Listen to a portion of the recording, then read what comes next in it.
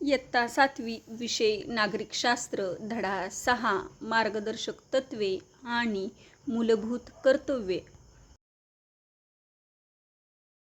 स्वाध्याय. प्रश्न पहिला. शासनावर कोणते निर्बंध असतात याचा खालील चौकटीत तक्ता तयार करा. शासनाने नागरिकांमध्ये जात, धर्म, लिंग, वंश, भाषा यावर आधारित भेदभाव करू नये. कोणालाही कायद्यापुढील समानता व कायद्याचे समान संरक्षण नाकारू नये.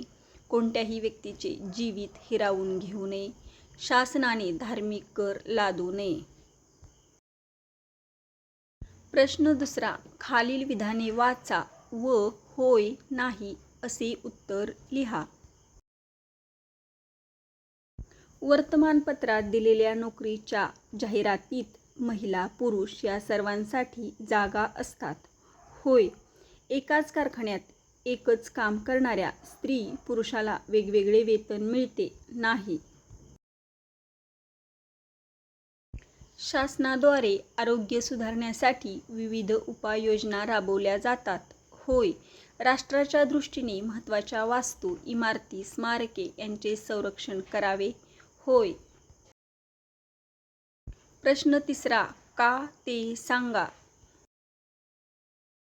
प्रश्न पहिला. ऐतिहासिक वास्तू, इमारती, स्मारके यांचे संरक्षण करणे.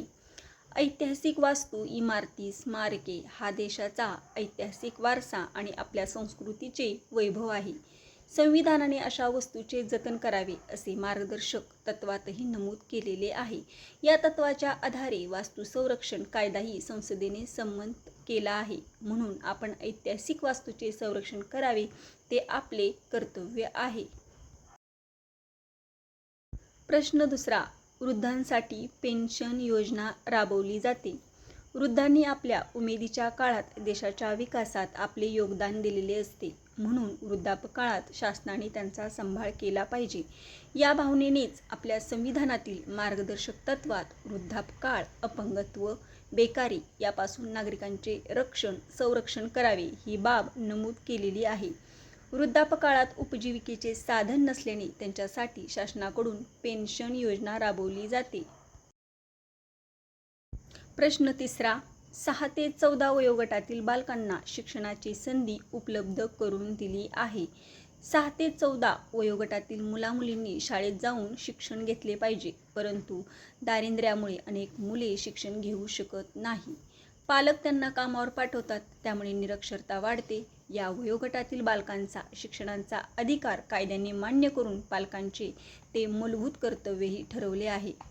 म्हणून शासनाने 6 ते 14 वयोगटातील बालकांसाठी सक्तीच्या व मोफत शिक्षणाची संधी उपलब्ध करून दिली आहे. प्रश्न चौथा. योग्य की अयोग्य का ते सांगा आणि अयोग्य विधान दुरुस्त करा. प्रश्न पहिला. राष्ट्रध्वज जमिनीवर पडू न देणे हे विधान योग्य आहे, कारण राष्ट्रध्वजाचा आदर राखणे हे आपले मूलभूत कर्तव्य आहे. हे कर्तव्य पाळले नाही तर शिक्षाही होते.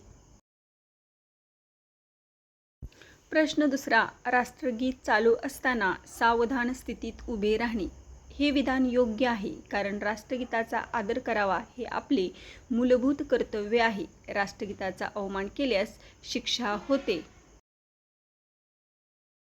प्रश्न तिसरा. आपल्या ऐतिहासिक वास्तूवर आपले नाव लिहिणे, कोरणे हे विधान अयोग्य आहे, कारण ऐतिहासिक वास्तू या आपल्या संस्कृतीचा वारसा आहेत आणि अशा ऐतिहासिक वारशाचे जतन करणे हे आपले मूलभूत कर्तव्य आहे.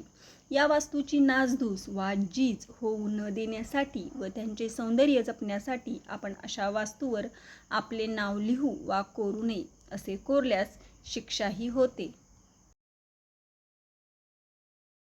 प्रश्न चौथा. सारख्याच कामासाठी पुरुषांपेक्षा स्त्रियांना वेतन कमी देणे हे विधान अयोग्य आहे, कारण समान कामासाठी समान वेतन मिळावे हे मार्गदर्शक तत्त्व आहे. स्त्री-पुरुष समानता हे तत्त्व आपण मान्य केले आहे. ते अमान्य करणे म्हणजेच पुरुष श्रेष्ठत्वाला मान्यता दिल्यासारखे होईल. म्हणून समान कामासाठी समान वेतन दिले पाहिजे.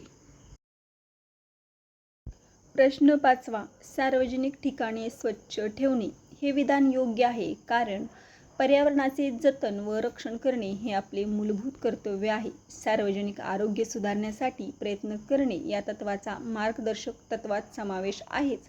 आपण आपल्या अस्वच्छतेच्या सवयी बदलून सार्वजनिक ठिकाणे स्वच्छ ठेवलीच पाहिजेत. प्रश्न 5वा. लिहिते होऊया. प्रश्न पहिला. संविधानातील काही मार्गदर्शक तत्त्वे पाठ्यपुस्तकात दिली आहेत, ती कोणती?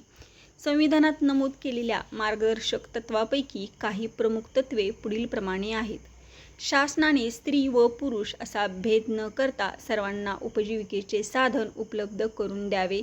स्त्री व पुरुषांना समान कामासाठी समान वेतन द्यावे. वृद्धापकाळ, अपंगत्व, बेकारी यापासून नागरिकांना संरक्षण देऊन त्यांचे आरोग्य सुधारण्यासाठी उपाययोजना कराव्यात. पर्यावरणाचे रक्षण करावे. प्रश्न दुसरा. भारतीय संविधानातील मार्गदर्शक तत्त्वामध्ये सर्व नागरिकांसाठी समान नागरी कायद्याची तरतूद का केली असेल? संविधानाने सर्व भारतीय नागरिकांचा दर्जा समान मानलेला आहे. शासन नागरिकांमध्ये जात, धर्म, वंश, भाषा, लिंग यावर आधारित भेदभाव करू शकत नाही. तरीही संविधानाने अल्पसंख्य लोकसमूहाला, आदिवासींना व दुर्बल घटकांसाठी विशेष अधिकार दिलेले आहेत. नागरिकांमध्ये अधिकाराबाबत भेदभाव होऊ नये अशी परिस्थिती निर्माण व्हावी यासाठी समान नागरी कायद्याची तरतूद मार्गदर्शक तत्त्वामध्ये केलेली आहे. प्रश्न तिसरा. मार्गदर्शक तत्त्वे आणि मूलभूत हक्क या एकाच नाण्याच्या दोन बाजू आहेत असे का म्हटले जाते? मूलभूत हक्कामुळे नागरिकांना अत्यावश्यक असे स्वातंत्र्य मिळते, तर मार्गदर्शक तत्त्वामुळे लोकशाही मूल्ये रुजवण्यासाठी पोषक वातावरण निर्माण होते. मूलभूत हक्कांना कायद्याचे संरक्षण असते, मार्गदर्शक तत्त्वांना ते नसते, परंतु जनता शासनावर दबाव आणून ही तत्त्वे राबवण्याचा आग्रह धरू शकते. मार्गदर्शक तत्त्वे ही सुद्धा नागरिकांचे हक्क आहेत, परंतु त्यांना संविधानाने कायद्याची हमी दिलेली नाही. म्हणून मार्गदर्शक तत्त्वे आणि मूलभूत हक्क या एकाच नाण्याच्या दोन बाजू आहेत असे म्हटले जाते. प्रश्न 6. पर्यावरणाचे जतन व संरक्षण नागरिक कशाप्रकारे करू शकतात ते उदाहरणासह लिहा. पर्यावरण शुद्ध आणि चांगले ठेवले तर नागरिकांचे आरोग्य चांगले राहते. चांगले पर्यावरण ठेवणे ही केवळ शासनाचीच जबाबदारी नाही, तर नागरिकांच्या सहभागानेच हे काम होऊ शकते. माझ्या मते नागरिक पुढील सहयोगाने पर्यावरणाचे जतन आणि संरक्षण करू शकतात. वृक्षारोपण व वृक्ष संरक्षण करणे, वृक्षतोड थांबवणे, धूर ओकणाऱ्या गाड्या, कारखान्यांच्या चिमण्या, फटाके वाजवणे याला सामूहिक प्रयत्न करून आळा घालणे, गटाराचे पाणी नदी नाल्यात जाणार नाही असा प्रयत्न करणे, प्लास्टिकचा वापर बंद करून आपला परिसर स्वच्छ ठेवण्याचा प्रयत्न करणे. स्वच्छता अभियानासारखे उपक्रम वारंवार राबवून परिसर स्वच्छ ठेवणे. सर्व नागरिकांनी आपल्या सवयी बदलून शिबिरे घेऊन वारंवार प्रयत्न केले तर पर्यावरणाचे जतन व संरक्षण होऊ शकेल असे मला वाटते. शिक्षण हा आपला हक्क आहे, पण त्या संदर्भातील आपली कर्तव्य कोणती यावर गट चर्चा करा. शिक्षण कर्तव्य म्हणजे शिक्षकाची शाळेतील आणि समाजातील जबाबदारी. शिक्षकांचे मुख्य 5 कर्तव्य आणि काय करायचे. अध्यापन. काय करायचे विषयाचे ज्ञान सोप्या पद्धतीने विद्यार्थ्यापर्यंत पोहोचवणे, अभ्यासक्रम वेळेत पूर्ण करणे. मूल्यमापन. काय करायचे चाचण्या, गृहपाठ, परीक्षा घेऊन प्रगती तपासणे आणि सुधारणेसाठी मार्गदर्शन करणे. विद्यार्थी विकास. काय करायचे फक्त अभ्यास नाही तर शिस्त, संस्कार, क्रीडा, कला यातही प्रोत्साहन देणे. कर्तव्य प्रशासकीय कामे. काय करायचे हजेरी, निकालपत्रक, शिष्यवृत्ती फॉर्म, सरकारी योजना यांची माहिती भरणे. आदर्श वेतन. काय करायचे वेळेवर येणे, प्रामाणिकपणा, सर्व विद्यार्थ्यांना समान. RTE कायदा 2009 नुसार शिक्षकाने 8 तास शाळेत थांबणे, खाजगी शिकवणी न घेणे आणि 25% वेळेत कमकुवत विद्यार्थ्यांसाठी अतिरिक्त प्रयत्न करणे बंधनकारक आहे.